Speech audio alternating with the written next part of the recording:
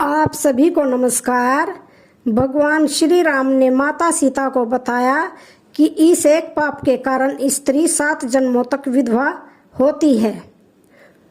एक दिन की बात है, भगवान श्री राम और माता सीता जी अपने 14 वर्ष के वनवास के दौरान चित्रकूट में कुटिया बनाकर आराम कर रहे थे। तो माता सीता जी भगवान श्री राम से कहती है, हे प्राणनाथ, किस पाप के कारण एक स्त्री 7 जन्मों के लिए विधवा हो जाती है? तो भगवान श्री राम कहते हैं, हे प्रिय, मैं आपको एक ऐसी स्त्री की अद्भुत और शिक्षाप्रद कहानी सुनाता हूँ जिसने अपने कर्मों के फल स्वरूप 7 जन्मों तक विधवा होने का दुख सहन किया। यह कथा न केवल समस्त मनुष्य जाति के कर्मों के महत्व को बताती है, बल्कि यह भी सिखाती है कि सच्ची भक्ति और पश्चाताप से मनुष्य अपने पापों से मुक्त हो जाएंगे। भगवान श्री राम कहते हैं कि हे प्रिय, कृपया आप इस पुण्य फल देने वाली और कल्याणकारी कथा को ध्यान से मन लगाकर पूरा सुनना। जो भी मनुष्य इस कल्याणकारी कथा को आधा अधूरा सुनता है तो उसे अशुभ फल की प्राप्ति होती है। इस पुण्य फल देने वाली कथा को जो भी मनुष्य ध्यान से मन लगाकर पूरा सुनता है तो उसे समस्त शुभ फल की प्राप्ति होती है। तो माता सीता जी कहती हैं, हे स्वामी, मैं कथा को ध्यान से मन लगाकर पूरा सुनूंगी। हे प्रभु, कृपया आप इस कथा को सुनाइए। तो भगवान श्री राम कथा को सुनाते हुए कहते हैं कि हे प्रिय, एक दिन की बात है, द्वारका का भव्य महल अपनी दिव्यता से प्रकाशित हो गया। सागर की लहरों की सुंदर आवाज और हवा की शीतलता ने वातावरण को आनंद से भर दिया। इस दिव्य वातावरण में भगवान श्री कृष्ण अपने राज सिंहासन पर विराजमान थे। उसी समय देवर्षि नारद अपने हाथ में वीणा लिए महल में आते हैं। उनकी मुस्कान में हमेशा की तरह भगवान के प्रति अपार भक्ति दिख रही थी।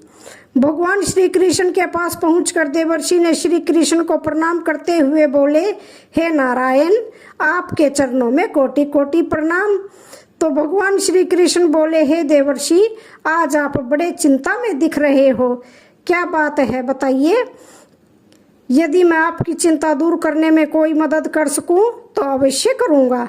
तो देवर्षि बोले कि हे प्रभु, आप तो अंतर्यामी हैं और सब कुछ जानते हैं, फिर भी यदि आप मेरे ही मुख से मेरी चिंता का कारण जानना चाहते हैं तो आपका यह दास आपको संपूर्ण वृत्तांत बताएगा। हे प्रभु, आज मैंने एक बड़ा ही अजीब दृश्य देखा है। आज मैं जब धरती लोक का भ्रमण कर रहा था तो मैंने देखा कि एक स्त्री वृक्ष के नीचे रो रही थी। वह बेचारी जवानी में विधवा हो गई है। एक सर्प के काटने से उसके पति की मौत हो गई है और यम के दूत उसके पति की आत्मा को यमपुरी ले जा रहे थे। तो मैंने उन यमदूतों से बोला कि हे यमदूतों, क्यों इस बेचारी स्त्री को जवानी में विधवा कर रहे हो? तो फिर यमदूतों ने मुझसे बोले कि हे देवर्षि, हम तो यमराज की आज्ञा का पालन कर रहे हैं। यह जो स्त्री है, इसके भाग्य में विधवा होना ही लिखा है, इसलिए इसका विवाह कम आयु वाले पुरुष के साथ हुआ था और इसके लिए यह स्त्री खुद ही जिम्मेदार है। इस स्त्री ने जो पाप किए हैं उसी का दंड यह भोग रही है। इस स्त्री को 7 जन्मों तक विधवा होने का दंड मिला है। यमदूतों के मुख से यह बात सुनकर मुझे बड़ा आश्चर्य होने लगा। उस स्त्री ने ऐसा कौन सा पाप किया था जिस कारण से उसे जवानी में ही विधवा होना पड़ गया है? यह जानने की मेरे मन में जिज्ञासा हुई है। इसलिए हे प्रभु, मैं आपकी शरण में आया हूँ। हे प्रभु, अब आप ही मुझे बताइए कि वह कौन सा पाप है जिसे करने पर स्त्री को 7 जन्मों के लिए विधवा होना पड़ता है। तो भगवान श्री कृष्ण ने मुस्कुराते हुए उत्तर दिया कि हे देवर्षि नारद, आपने ठीक ही किया है जो यहाँ पर आ गए हो। आपके प्रश्न के माध्यम से समस्त संसार को यह ज्ञान भी प्राप्त हो जाएगा और आपकी शंका भी दूर हो जाएगी। लेकिन मैं आपको उस पाप के विषय में बताने से पहले एक प्राचीन कथा सुनाता हूँ। इस कथा का श्रवण करने पर आपको आपके सभी प्रश्नों के उत्तर मिल जाएंगे। जो भी स्त्री इस कथा का श्रवण करती है उसके सभी पाप समाप्त हो जाते हैं और वह जवानी में ही विधवा नहीं होती है। इसलिए हे देवर्षि नारद, आप इस कथा को सुनकर इसका प्रचार अवश्य करना, ताकि संसार की समस्त स्त्रियों को इसका लाभ मिल सके। तो देवर्षि नारद बोले, हे प्रभु, आपके मुख से कथा सुनना तो बड़े सौभाग्य की बात है। मैं अवश्य इस कथा को ध्यान से सुनूंगा और कथा को तीनों लोकों में प्रचार करूंगा। तो भगवान श्री कृष्ण ने नारद की जिज्ञासा को देखकर बोले, हे नारद, यह कथा एक स्त्री की है जिसने अपने पापों के कारण 7 जन्मों तक विधवा होने का दुख भोगती है। यह कथा आपको यह सिखाएगी कि कैसे हमारे कर्म हमारे भविष्य को प्रभावित करते हैं।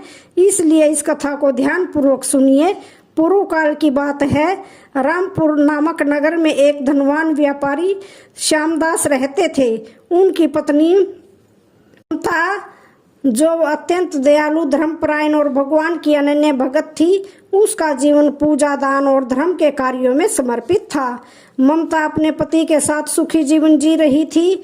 उनके पास अपार संपत्ति थी, परंतु उनके जीवन का सबसे बड़ा सुख उनका आपसी प्रेम और धर्म के प्रति निष्ठा थी। एक दिन श्यामदास व्यापार के सिलसिले में समुद्री यात्रा पर चले गए तो उन्होंने ममता से वादा किया था कि मैं जल्दी ही लौट आऊंगा, परंतु विधाता को कुछ और ही मंजूर था। समुद्र में भयंकर तूफान आ गया, जिसने उनकी नाव को पलट दिया। श्यामदास ने भगवान का स्मरण किया, परंतु उनका समय हो गया था। भगवान श्री राम कथा को सुनाते हुए कहते हैं कि हे देवी सीते, फिर उनकी नाव डूब गई और उनके साथ सभी व्यापारियों की भी मृत्यु हो गई। तो ममता को जब यह दुखद समाचार मिला तो ममता के जीवन में शोक डूब गया था। उसका हृदय बुरी तरह से टूट गया था। उसने सोचा कि नियति ने मेरे साथ यह अन्याय क्यों किया।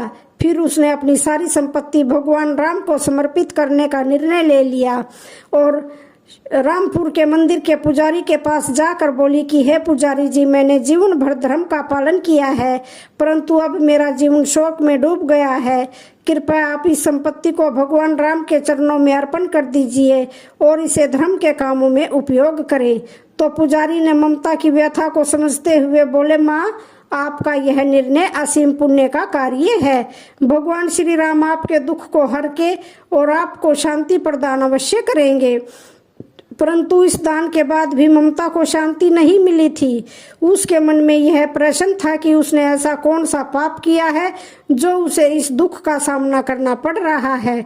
तो उसने सुना था कि महान ऋषि रामशरण, जो दिव्य ज्ञान और योग के बल के धनी थे, वे पास के वन में तपस्या कर रहे थे। तो फिर ममता ने निश्चय किया कि मैं उनसे मिलकर अपने दुखों का कारण पूछूंगी। इतना सोचकर वह ऋषि के आश्रम की ओर निकल गई। तो ममता ने ऋषि रामशरण के आश्रम में जाकर उनके चरणों में प्रणाम किया और अपने दुख को बताने लगी। तो उसकी आंखों में आंसू थे और उसका हृदय दुख से भरा हुआ था। तो ममता ने ऋषि रामशरण से बोली, हे ऋषिवर, मैंने जीवन में कोई पाप नहीं किया है, सदैव धर्म का पालन किया है और भगवान श्री राम की भक्ति में जीवन बिताया है। फिर भी मेरे पति की इतनी जल्दी मृत्यु कैसे हो गई है? अभी तो मुझे संतान भी नहीं मिली है और मेरे पति मुझे छोड़कर परलोक चले गए हैं। आखिर किस पाप के कारण मुझे विधवा होना पड़ा है? कृपया मुझे बताइए कि मेरे साथ ऐसा क्यों हुआ है। तो ऋषि रामशरण ने उसकी बात बड़े ध्यान से सुनते हुए बोले, हे बेटी, मनुष्य के साथ जो कुछ भी होता है वह उसके भाग्य के अनुसार ही होता है। उसके भाग्य में जो लिखा रहता है वही होता है, उसे कोई बदल नहीं सकता। परंतु तुमने पूछा है, इसलिए मैं तुम्हारे पूर्व जन्मों के रहस्य के बारे में जानकर तुम्हें बताता हूँ। मैं अपने योग बल की शक्ति से तुम्हारे पूर्व जन्मों का इतिहास जानने का प्रयास कर रहा हूँ। और फिर ऋषि रामशरण ने अपनी आंखें बंद की और ध्यान मुद्रा में होकर ममता के पूर्व जन्मों को देखने लगे। भगवान श्री राम कहते हैं कि हे देवी सीते, फिर कुछ समय बाद उनकी अपनी आंखें खोली और बोले कि हे बेटी, तुम्हारे पिछले जन्मों में कुछ ऐसे पाप हैं जिनके कारण तुम्हें इस जीवन में यह दुख भोगना पड़ रहा है। मैं तुम्हें उन सभी जन्मों की कथा सुनाता हूँ, जिससे तुम्हें अपने वर्तमान दुख का कारण समझ आ जाएगा। तो ममता बोली, हे ऋषिवर, कृपया मुझे मेरे पूर्व जन्मों की कथा अवश्य सुनाइए। मैं यह जानने के लिए उत्सुक हूँ। भगवान श्री राम कहते हैं कि हे देवी सीते, फिर ऋषि रामचरण कहते हैं कि हे बेटी, तुम्हारा पहला जन्म सत्यनगर नामक नगर में हुआ था। उस समय तुम्हारा नाम मोनी था और तुम एक विद्वान पंडित परिवार में जन्मी थी। तुमने धर्मपति नामक पंडित से विवाह किया था, जो वेदों के ज्ञाता और धर्म के प्रति अडिग थे। तुम्हारा जीवन सुख में था और तुमने अपने पति के साथ मिलकर धर्म के अनेक कार्य किए थे। परंतु एक दिन धर्मपथिक वन से सामग्री लाने के लिए गए थे, तो उस वन में आकाश से बिजली गिरने के कारण आग लग गई थी, तो वह उस वन में लगी हुई अग्नि में गिर गए थे और उनकी मृत्यु हो गई थी। तो तुमने इस जीवन में भी धर्म का पालन किया और विधवा होकर भगवान की सेवा में लीन हो गई हो। भगवान श्री राम कहते हैं कि हे देवी सीते, फिर ऋषि रामचरण कहते हैं कि हे पुत्री, अब तुम्हारे दूसरे जन्म की कथा सुनो। दूसरे जन्म में तुमने धनपुरी नामक नगर में जन्म लिया था। तुम्हारा नाम चंदा था और तुमने वाणिज्यकार एक धनी सेठ से विवाह किया था। वाणिज्य कर में अपार सफलता पाई थी, परंतु धन के लोभ में वह सदैव व्यापार के सिलसिले में यात्रा पर रहता था। तो एक दिन व्यापार के लिए समुद्र पार जाते समय वाणिज्यकार चंदा से बोला, प्रिय, मैं यह व्यापार यात्रा संपन्न करके शीघ्र ही लौट आऊंगा और फिर हम दोनों सुखपूर्वक जीवन बिताएंगे। तो चंदा ने उसे विदा करते हुए बोली, हे स्वामी, मैं आपकी कुशलता के लिए भगवान से प्रार्थना करती हूँ, आप जल्दी लौट आए। परंतु फिर उसकी नाव सागर में भयंकर तूफान में फंस गई और वह वहीं मारा गया। तो तुमने इस जीवन में भी धर्म का पालन किया और विधवा रहकर भगवान की भक्ति में लगी रही। भगवान श्री राम कहते हैं कि हे देवी सीते, ऋषि रामचरण बोले कि हे पुत्री, अब तुम्हारे तीसरे जन्म के बारे में सुनो। तीसरे जन्म में तुमने इलाहाबाद में भाग्यवती नामक एक पंडित कन्या के रूप में जन्म लिया था। तुम्हारा विवाह रघु नामक यज्ञकर्ता पंडित से हुआ था, जो वेदों के गहरे ज्ञाता और अग्निहोत्र के विशेषज्ञ थे।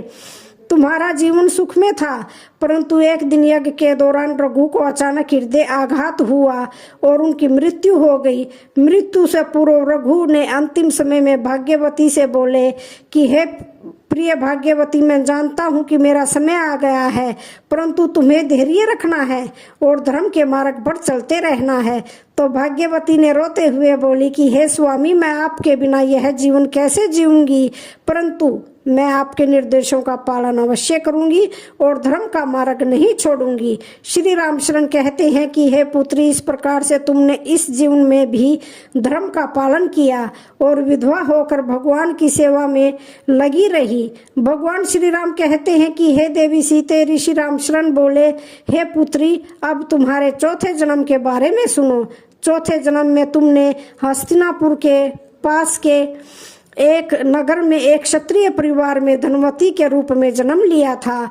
तुमने विजयसेन नामक राजा से विवाह किया था, जो अत्यंत पराक्रमी और धर्मनिष्ठ थे।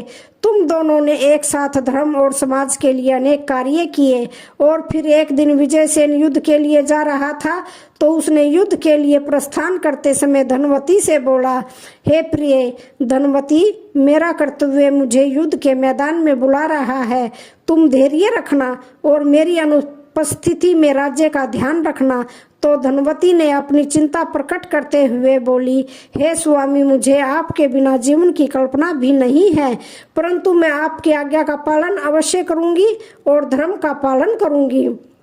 परंतु युद्ध के दौरान विजयसेन ने वीर गति को प्राप्त किया, तो तुमने इस जीवन में भी विधवा होकर धर्म का पालन किया और अपने पति के आदर्शों का अनुसरण किया है।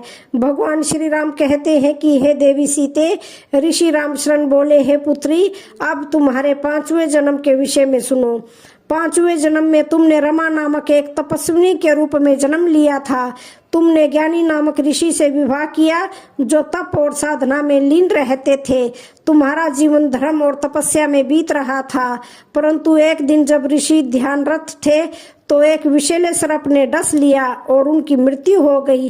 तो तुमने इस जीवन में भी विधवा रहकर तप और धर्म का पालन किया है। तो ऋषि ज्ञानी ने अंतिम समय में रमा से बोला, हे प्रिय रमा, मेरी तपस्या अब समाप्त हो गई है।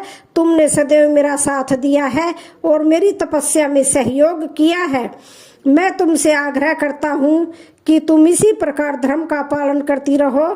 तो रमा ने आंसू भरे नेत्रों से बोली, हे ऋषिवर, आपके बिना यह तपस्या का मार्ग कठिन होगा, परंतु मैं आपके निर्देशों का पालन अवश्य करूंगी। भगवान श्री राम कहते हैं कि हे देवी सीते, ऋषि रामशरण कहते हैं कि हे पुत्री, अब मैं तुम्हारे छठे जन्म के विषय में सुनाता हूँ। छठे जन्म में तुमने अयोध्या के एक धनी परिवार में जन्म लिया था। तुम्हारा विवाह रामदेव नामक सेठ से हुआ था, जो व्यापार में अत्यंत सफल थे।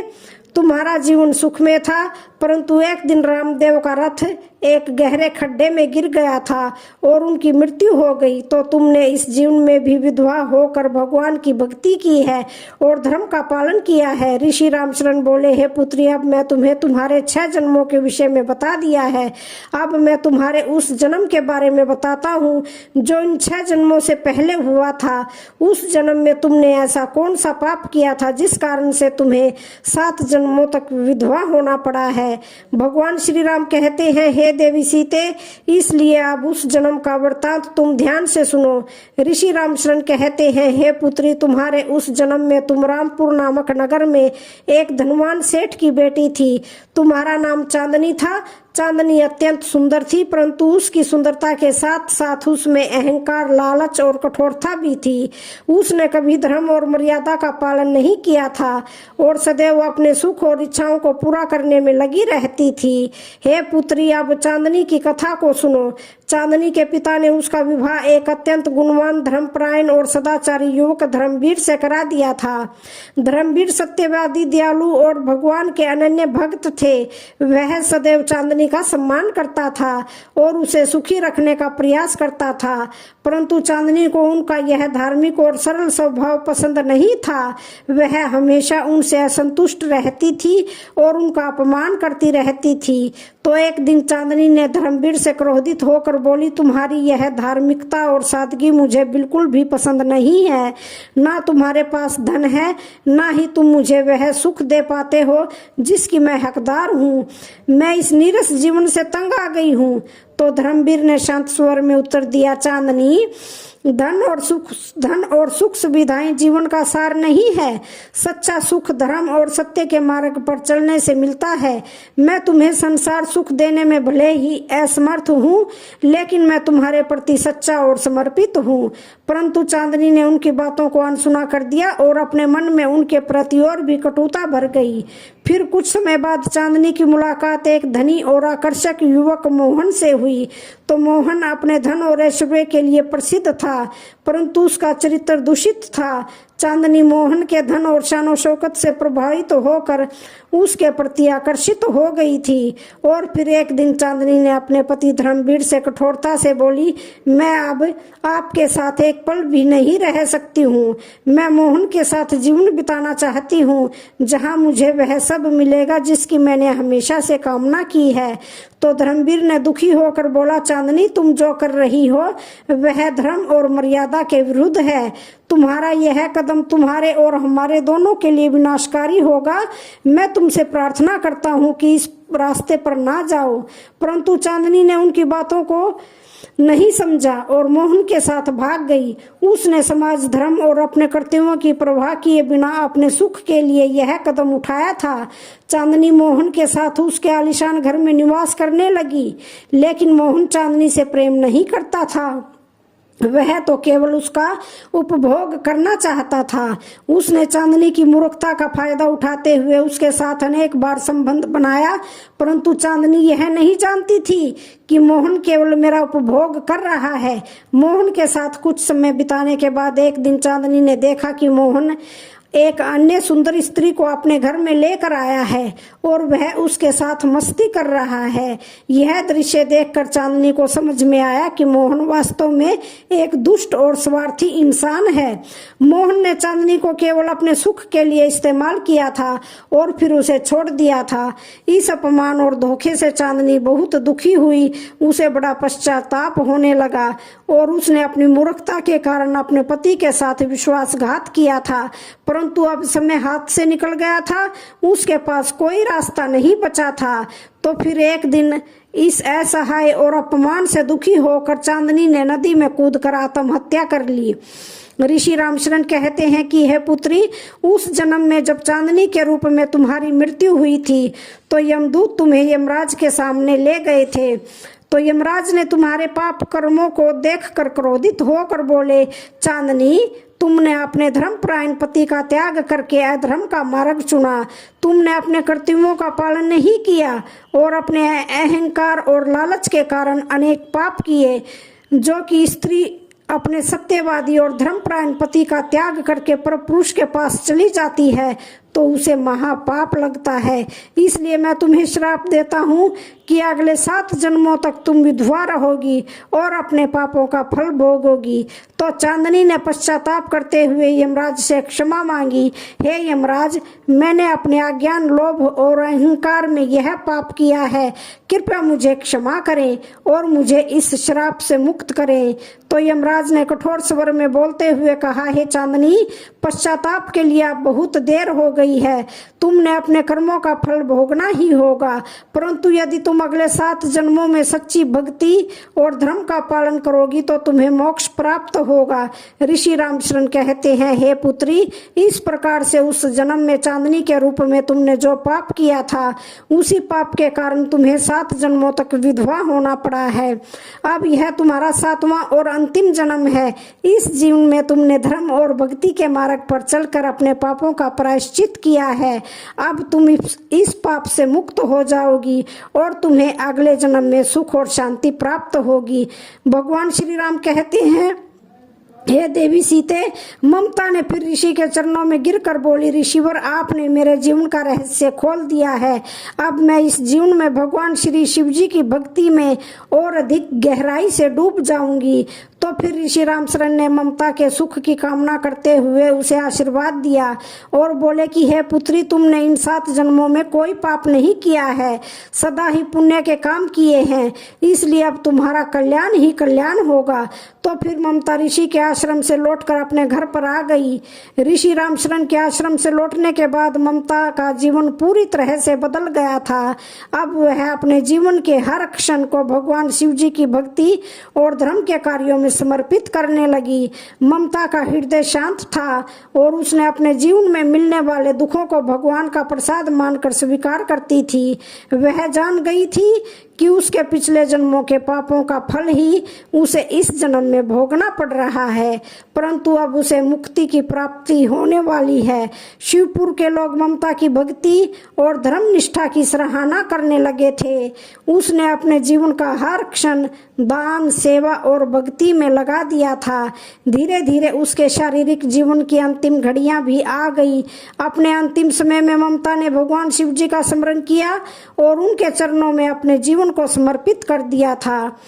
ममता ने अपने अंतिम क्षणों में अपने आसपास के लोगों से बोली, मेरे प्रियजनों, मैंने अपने जीवन में जो कुछ भी सीखा है वह यही है कि धर्म और सत्य का मार्ग ही सच्चा मार्ग है। भगवान शिव जी की कृपा से मुझे इस जीवन में अपने पापों का प्रायश्चित करने का अवसर मिला है। मैं आप सभी से यही प्रार्थना करती हूँ कि आप भी अपने जीवन में धर्म का पालन करें और भगवान की भक्ति में लीन रहें। और फिर भगवान शिव जी के नाम का उच्चारण करते हुए ममता ने इस संसार से विदा ले ली। जैसे ही उसका जीवन समाप्त हुआ, उसकी आत्मा एक दिव्य प्रकाश में विलीन हो गई और उसे मोक्ष की प्राप्ति हो गई। उसके पिछले जन्मों के सारे पाप खत्म हो गए और वह अपनी आत्मा की शांति के लिए भगवान शिव जी के परम धाम में स्थान प्राप्त कर लिया। भगवान श्री राम कहते हैं, हे देवी सीते, कथा समाप्त करते हुए श्री कृष्ण ने देवर्षि नारद से कहते हैं कि हे देवर्षि नारद, यह कथा इस बात का प्रमाण है कि समस्त मनुष्यों को उनके कर्मों का फल अवश्य भोगना पड़ता है, परंतु धर्म और भक्ति मनुष्य को मुक्ति की ओर ले जाती है। ममता ने अपने पापों का प्रायश्चित कर लिया था और अब वह अपने अगले जन्म में सुख और शांति को प्राप्त कर लेगी। देवर्षि नारद भगवान श्री कृष्ण के चरणों में सिर झुकाकर बोले, हे प्रभु, आपकी कथा से मुझे महान ज्ञान प्राप्त हुआ है। मैं इसे अवश्य ही दूसरी जगह सुनाकर धर्म का प्रचार करूंगा।